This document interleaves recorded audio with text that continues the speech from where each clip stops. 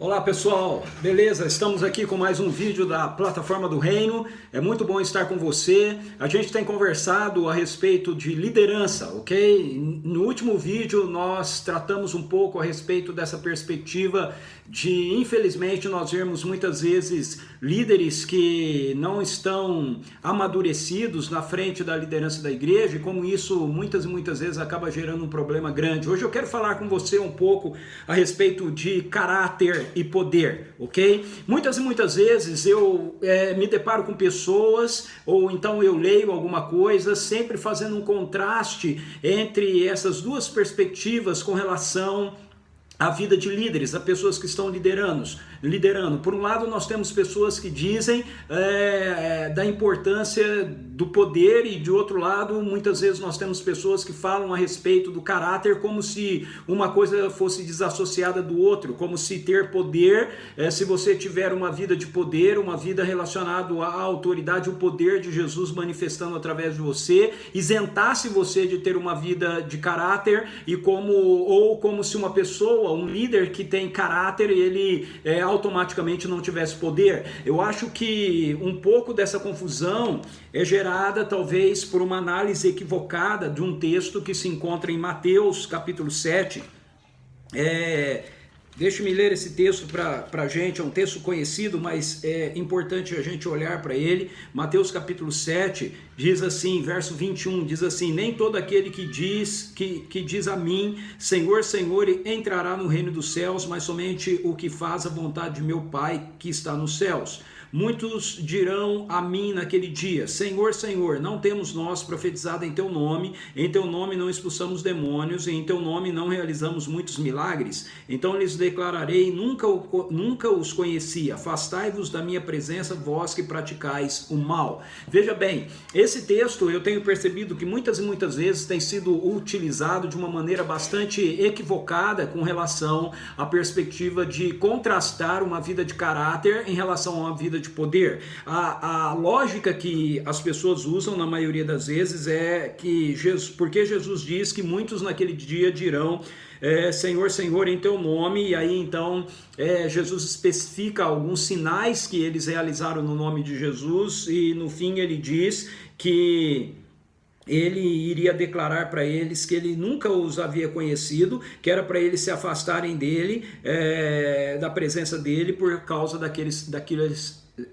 por causa do fato deles praticarem o mal. Veja bem, Jesus ele não diz que é para eles se afastarem dele porque eles fizeram aquelas coisas. Ele diz que ou curaram enfermos, expulsaram demônios no nome dele, mas ele diz que eram para eles se afastarem deles porque eles praticavam o mal. Então, esse argumento que muitas e muitas vezes algumas pessoas usam para querer desassociar o caráter do poder é totalmente infundado. Eu gostaria de olhar com você esse texto de uma maneira um pouco mais profunda. Primeiro, me parece que Jesus está tratando de dois grupos diferentes de pessoas aqui, ok? Ele diz que nem todo aquele que me diz Senhor, Senhor entrará no reino dos céus, mas somente o que faz a vontade de meu Pai que está nos céus. Então aqui nós temos, e aí então ele vai usar um exemplo dizendo, muitos dirão a mim naquele dia, Senhor, Senhor, não temos nós profetizado em teu nome não expulsamos demônios, em teu nome não realizamos muitos milagres. Então lhes declararei, nunca os conheci, afastai-vos da minha presença, vós que praticais o mal. Veja, eu não sei se você consegue perceber isso aqui, mas nós temos dois tipos de pessoas presentes aqui nesse grupo. Nós temos um explicitamente sendo apresentado por Jesus, mas nós temos um outro grupo que está implicitamente sendo apresentado por Jesus. O grupo explicitamente apresentado por Jesus é aquele grupo que diz Senhor, Senhor, mas não faz aquilo que é a vontade do Pai. E aí Jesus usa o exemplo para demonstrar o que é a vontade do Pai. Não adianta nós fazermos sinais, fazermos as obras, se nós não estivermos alinhados, se o nosso coração estiver alinhado com a prática do mal. Mas por outro lado, você tem aqueles que fazem a vontade do Pai, fazem aquilo que Jesus manda. O que é que Jesus manda? Aí nós temos que olhar para toda a Escritura, todo o Evangelho, ok? Veja, Jesus não nos manda apenas praticarmos posturas ou ações morais, que demonstram a nossa moral. A pergunta para nós aqui no texto é o que é praticar o mal. Praticar o mal não é você exercer o poder de expulsar demônios, curar pessoas no nome dele, de realizar milagres no nome dele. Na verdade, ele mandou a gente fazer essas coisas. Se nós não fizermos essas coisas, nós estamos desobedecendo Jesus, nós estamos dizendo Senhor, Senhor, mas não estamos fazendo aquilo que ele manda a gente fazer. Só que não é apenas essas coisas que nós devemos fazer. Essas coisas que nós devemos fazer, que foram mandadas por Jesus, também precisam estar associadas às demais coisas que Jesus nos mandou fazer. E aí nós temos muitos outros textos bíblicos que apontam para a gente outras coisas que Jesus disse que nós deveríamos fazer, mas se nós nos determos aqui apenas no Sermão do Monte, nós vamos ver que isso tem a ver com essa postura de vida apresentada por Jesus no Sermão do Monte, ou seja, de nós dependermos de quem Jesus é e da obra dele na nossa vida, para que a nossa justiça exceda em muito a justiça dos escribas e dos fariseus. Algumas pessoas têm lidado com o Sermão do Monte como algo idealizado por Jesus, como uma realidade que não pode ser atingida ou alcançada por nós, e outros têm apresentado isso como um padrão de vida moral que nós precisamos nos esforçar para alcançar. Eu entendo que tanto um quanto o outro está equivocado com relação a essa perspectiva. Quando Jesus estabelece essa questão, dizendo para a gente que se a nossa justiça, a justiça dos discípulos, não excederem muito a dos escribas e dos fariseus, ele realmente está elevando a régua da lei acima daquilo que eram as práticas que os mestres da lei na época de Jesus desenvolveram para a tentativa de um esforço próprio cumprirem a lei. Então Jesus levanta essa régua, por exemplo, ele diz que não é apenas para nós orarmos por aqueles que são nossos amigos, mas nós devemos orar também por aqueles que nos perseguem. Nós não devemos favorecer ou ajudar apenas aquelas pessoas que são nossas amigas, mas nós devemos fazer isso também por aqueles que são nossos inimigos. Nesse contexto que Jesus escreve isso, os inimigos dos discípulos eram os romanos, então Jesus estava falando a respeito dos discípulos terem uma postura de misericórdia, de compaixão, de oração, de socorro, de ajuda para com aqueles homens que estavam dominando a nação de Israel. Nós podemos ampliar isso e aplicar isso na nossa vida em qualquer outra dimensão. Veja, para fazer isso fica claro que nós não vamos conseguir fazer apenas a partir do esforço da nossa parte. Então, para que a gente possa ter uma justiça que exceda em muito a dos escribas e fariseus, nós precisamos colocar a nossa vida debaixo da autoridade de Jesus. E quando nós colocamos a nossa vida debaixo da autoridade de Jesus, a justiça de Jesus é aplicada a nós. E quando a justiça de Jesus é aplicada a nós, então nós passamos a ter um poder em nós que nos dá a capacidade de vivermos uma vida que realmente venha a glorificar a Deus. E é aí que o nosso caráter está construído. O caráter cristão, o caráter de um discípulo de Jesus, ele não é um esforço moral que nós tentamos realizar para ver se nós conseguimos fazer as coisas do jeito que Deus quer. O caráter cristão tem a ver com a própria vida de Jesus que está sendo vivida em nós e a partir de nós. Aí nós precisamos usar outros textos do Novo Testamento que podem nos ajudar a compreender isso. Um texto que eu gostaria de usar, e depois eu vou voltar a ele num outro vídeo mais à frente, para a gente discutir com maior profundidade a relação desse texto entre carne e espírito, mas no momento eu quero usar o texto de Gálatas, capítulo 5, apenas para mostrar para nós como tem a ver essa perspectiva da formação do caráter de Jesus em nós. O caráter de Jesus em nós, então, de acordo com a palavra de Deus, não é algo externo a nós, é algo interno a nós. A vida de Jesus está sendo vivida em nós, e porque o Espírito de Jesus está em nós, então o caráter de Jesus está em nós, e a partir da vida de Deus em nós, então flui de nós a perspectiva daquilo que está em nós, que tem a ver com a própria vida de Jesus. E o apóstolo Paulo em Gálatas chama isso de fruto do Espírito, capítulo 5, de Gálatas, verso 22 diz assim: entretanto o fruto do Espírito é amor, alegria, paz, paciência, benignidade, bondade, fidelidade, mansidão e domínio próprio. Contra essas virtudes não há lei. Então veja, não é através do esforço que nós temos para cumprir a lei que nós estaremos manifestando o caráter cristão. É através dessas realidades que estão em nós, através da presença do Espírito Santo de Deus que está vivendo em nós, se manifestando através de nós, amadurecendo em nós, crescendo em nós e se manifestando através de nós. Todos os frutos do Espírito estão presentes na vida de uma pessoa que se torna um real e verdadeiro seguidor de Jesus, que se rende verdadeiramente ao governo de Jesus. O poder da ressurreição de Jesus traz a vida de Jesus para viver em nós através da presença do seu Espírito. Então, uma vez que o Espírito de Jesus vive em nós não praticamos o mal, nós temos o caráter de Jesus se manifestando através da nossa vida, porque como diz o apóstolo Paulo também num outro texto, 1 Coríntios capítulo 1, verso 31, vamos dar uma olhada nesse texto e ver o que a palavra de Deus nos diz nele. Nós vamos ver que Jesus em nós,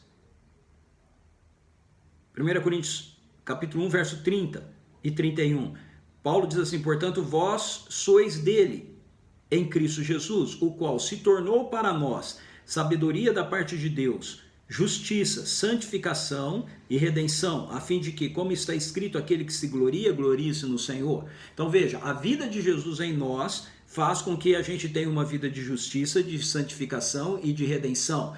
Não é o nosso esforço, não é a nossa capacidade. Então o caráter cristão é uma realidade que flui de nós, porque nós estamos vivendo a partir da realidade da vida de Jesus que está em nós. A vida de Jesus foi nos dada pela presença do Espírito Santo dele em nós. O Espírito Santo dele em nós, então, nos dá essa vida que é balizada, que é configurada, moldada pelo caráter de Jesus. Agora veja, o mesmo Espírito de Jesus que habita em nós e que forma em nós o caráter de Jesus, que vai se manifestar através de nós como o fruto do Espírito, é o Espírito que também está em nós ou está sobre nós para que nós possamos realizar as obras de poder, as obras do reino, as obras que Jesus nos mandou realizar. Jesus, então, no texto aqui de Mateus 7, quando ele diz: nem todo aquele que diz a mim, Senhor, Senhor, entrará no reino dos céus, mas somente o que faz a vontade de meu Pai que está nos céus, ele está incluindo a perspectiva de nós realizarmos as obras do reino. Fazer a vontade do Pai tem a ver com realizar as obras do reino. Fazer a vontade do Pai não tem a ver apenas com nós termos uma vida moral ilibada. Isso é uma consequência natural que vai acontecer em nós por causa da vida de Jesus que está em nós. Jesus tem uma vida santa e a vida santa dele está sendo vivida em nós.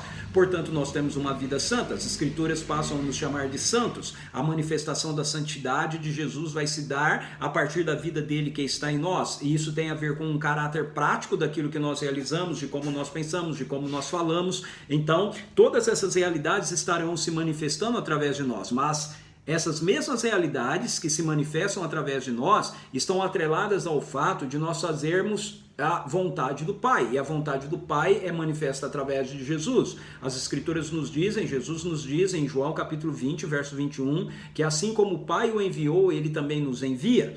E como é que o Pai o enviou? O Pai o enviou com autoridade e poder para destruir todas as obras do diabo. Isso inclui destruir a realidade do pecado na nossa vida, mas isso inclui também destruir todas as manifestações do pecado ou das consequências do pecado na vida humana manifestada pela queda.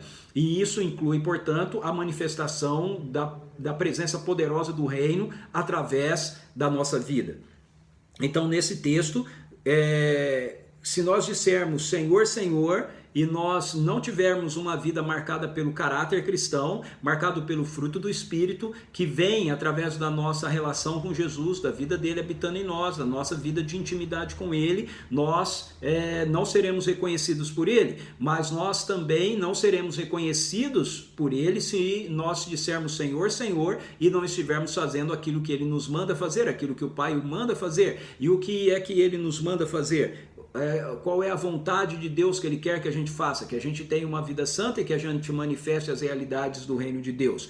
Jesus, certa vez, conversando com os saduceus, ele disse para eles que eles erravam porque eles não conheciam a palavra e o poder de Deus. Nós temos que parar com essa postura de ficar separando as coisas, ou isso ou aquilo, ou temos caráter ou temos poder. Se temos poder, não temos caráter. Quem tem caráter não manifesta uma vida de poder, e quem tem poder não tem manifestado uma vida de caráter. Veja, essa não é a realidade, isso não deveria ser assim. A vida cristã normal é marcada pela presença de Jesus em nós, e a presença de Jesus em nós manifesta o caráter de Jesus através de nós e manifesta o poder de Jesus através de nós. Então, na verdade, pessoas que têm uma vida de caráter, um caráter manifesto como o fruto do Espírito que está dentro de nós e que está se manifestando por nosso intermédio, amadurecendo na nossa vida, também é uma pessoa que vai manifestar, consequentemente, uma vida de poder, porque o mesmo Espírito Santo está habitando em nós, está operando através, então, da nossa vida. O caráter cristão não é, portanto, um estilo de vida que nós desenvolvemos a partir de regras que nós temos estabelecidas de como a gente deve se comportar. O caráter cristão tem a ver com a manifestação do fruto do Espírito que está habitando em nós, que fruto esse que é amadurecido à medida que nós nos submetemos ao governo de Jesus, ao governo do Espírito na nossa vida, fruto esse que se manifesta a partir do momento que nós dedicamos do nosso tempo a Ele, e isso então vai se manifestar através de nós, e esse mesmo Espírito que se manifesta através de nós com o caráter de Jesus é o Espírito que se manifesta através de nós com o poder de Jesus. Então, caráter e poder são duas realidades que, na verdade, na vida do líder cristão devem caminhar de mãos dadas. Você não deve optar por uma coisa ou por outra coisa. Não é isso que as Escrituras nos mostram, não é isso que as Escrituras nos ensinam, embora muitas e muitas vezes a gente vê toda essa discussão acontecendo por parte de pessoas que, na verdade, negam a realidade do poder de Deus, entendendo que a manifestação poderosa de Deus em nossas vidas e através das nossas vidas não acontecem mais. Então, a gente sempre vê esses argumentos, pessoas que não sabem se mover na herança do reino que eles receberam, cristãos, irmãos queridos e honestos, eu acredito até, mas que não entenderam isso, não sabem se mover assim, ao invés de aprenderem e buscarem conhecer isso, eles preferem olhar para a vida de pessoas que têm vivido com a autoridade e poder de Jesus e dizer então que essas pessoas não têm caráter. É verdade sim que tem muitas pessoas que exercem o poder e que não têm caráter, e aí o texto bíblico deixa claro, Jesus vai chegar nesse dia e vai dizer para essas pessoas que ele não as conhecem porque eles praticam a maldade. Mas veja, você ter uma vida de bondade, que é uma manifestação do caráter de Jesus, vai incluir você ter uma vida de manifestação do poder de Jesus também, e não excluir isso. As coisas não são excludentes, ok? Então,